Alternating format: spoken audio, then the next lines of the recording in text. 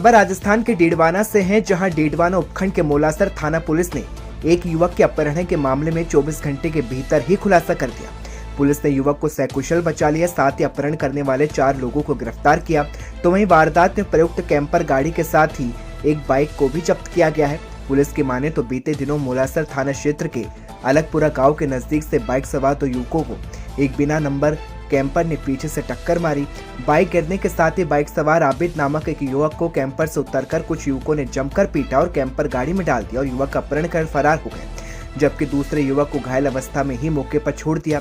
घटना की जानकारी मोलासर थाना पुलिस को मिलने के बाद पुलिस ने आला अधिकारी मौके पर पहुंचे। घटना की गंभीरता को देखते हुए त्वरित रूप से नाकेबंदी की और 9 अलग अलग टीमों को गठित कर अपहरणकर्ताओं की गिरफ्तारी के प्रयास शुरू किए। पुलिस के घेराबंदी से बचने के लिए आरोपियों ने कच्चे रास्ते का उपयोग करते हुए क्षेत्र से निकलने का प्रयास किया, लेकिन पुलिस की मुस्तैदी की वजह से आरोपी पुलिस के घेराबंदी नहीं तोड़ पाए।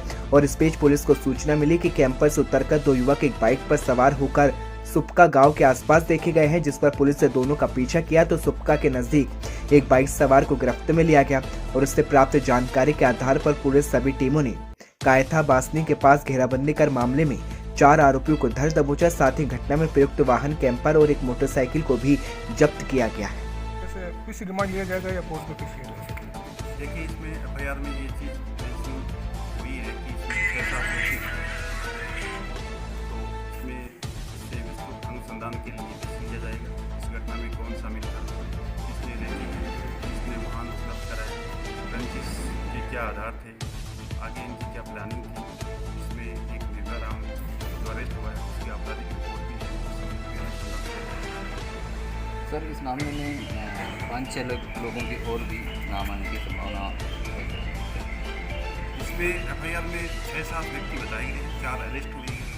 इसमें आगे जो भी इंट्रोगेशन होगा, तफ्तीश होगी, उसमें जो भी नाम आएंगे सबके खिलाफ कार्रवाई होगी। घटना की गंभीरता को देखते हुए एसपी साहब के विशेष निर्देश है इसमें सख्त कार्रवाई। सर, पीड़ित की क्या स्थिति है? पीड़ित बताया जा रहा है कि एक घायल भी है। नहीं, पीड़ित अब सही है, उसके पैर में फ्रैक्चर था, अभी ऐसी कोई स्थिति खराब होने की चीज़ नहीं, बिल्कुल सही है। दोनों का मेडिकल कराया जा रहा है।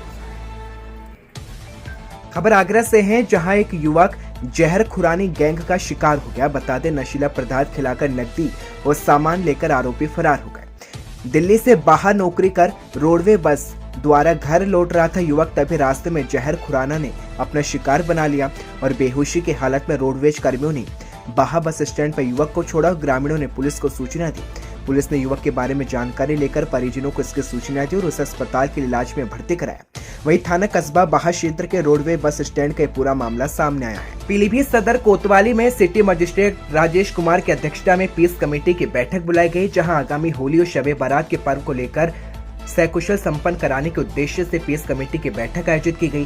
बैठक में सिटी मजिस्ट्रेट राजेश कुमार के द्वारा नागरिकों से आग्रह किया गया कि होली और शबे बारात के पर्व को आपसी भाईचारे और सौहार्द के साथ मनाया जाए। बैठक में नागरिकों के द्वारा साफ सफाई, बिजली के साथ ही आदि समस्याओं को रखा गया, जिसको लेकर नगर मजिस्ट्रेट के द्वारा मौजूद अधिकारियों से समस्या के समाधान के निर्देश दिए गए। सीओ सिटी सुनील दत्त के द्वारा भी नागरिकों से प्रेम और स्नेह के साथ सभी पर्व को मनाने की अपील की गई और चेतावनी दी गई कि अगर किसी ने भी हुड़दंग में माहौल खराब करने का प्रयास किया गया तो उसके खिलाफ सख्त कार्रवाई की जाएगी। बैठक के अंत में प्रभारी निरीक्षक कोतवाली पीलीभीत हरीश वर्धन सिंह के द्वारा उपस्थित सभी महानुभावों का आभार व्यक्त किया गया और कहा गया कि सभी नागरिक कानून व शांति व्यवस्था को सुदृढ़ बनाने के लिए जिला पुलिस प्रशासन का सहयोग करें। अब बात पीलीभीत की करते हैं, जहां दहेज के खातिर 3 तलाक देकर विवाहिता के भाई की पिटाई कर उसे घायल किया गया तो युवक के परिजनों ने उसे अस्पताल में भर्ती कराया। बता दें, बिलसंडा निवासी रफी ने लगभग 18 माह पहले अपनी पुत्री फरहा की शादी नईम पुत्र स्वर्गीय वसीम निवासी मोहल्ला रजागंज देहात थाना पूरनपुर के साथ की थी। अपनी हैसियत के अनुसार दान दहेज भी दिया, लेकिन शादी के कुछ ही दिनों बाद पति और उसके परिवार के लोग शादी में दिए गए दहेज से अधिक दहेज और दहेज में मोटरसाइकिल की मांग करते रहे। मांग पूरी न होने पर आए दिन नईम अपनी पत्नी फरहा के साथ शराब पीकर मारपीट करता था, जिसकी शिकायत फरहा अपने भाई अरशद से करती थी। अरशद ने अपने जीजा नईम को कई बार समझाने का प्रयास किया, किंतु वह नहीं माना और अपनी पत्नी के साथ लगातार मारपीट करता रहा। तो वहीं नईम अपने दोस्तों को घर बुलाता था और दोस्तों के साथ शराब पीता था और उसके बाद अपनी पत्नी फरहा के साथ मारपीट किया करता था और फरहा को शारीरिक और मानसिक यातनाएं तक देता था। 6 मार्च को नईम ने अपनी पत्नी फराह को शराब के नशे में 3 तलाक दे दिया और घर से निकाल दिया। फराह ने फोन कर अपने भाई को घटना की जानकारी दी। तब उसका भाई अरशद वहां पहुंचा और नईम को समझाना चाहा लेकिन नहीं माना। पत्नी को घर से निकाल दिया तो वहीं नईम अपने 4 अज्ञात दोस्तों के साथ कार में घुमसाई पहुंचा और वहां अपने साले अरशद को जबरदस्ती गाड़ी में डालकर ले गया और साथियों की मदद से अपने साले की बेरहमी से पिटाई की। वहीं आपको बता दें, मरनासन अवस्था में छोड़कर तमाम लोग फरार हो गए और उसे नाले के पास फेंक दिया। नाले के किनारे घायल अवस्था में पड़े युवक को देख राहगीरों के द्वारा 108 को सूचना दी गई और युवक को तुरंत अस्पताल पहुंचाया गया।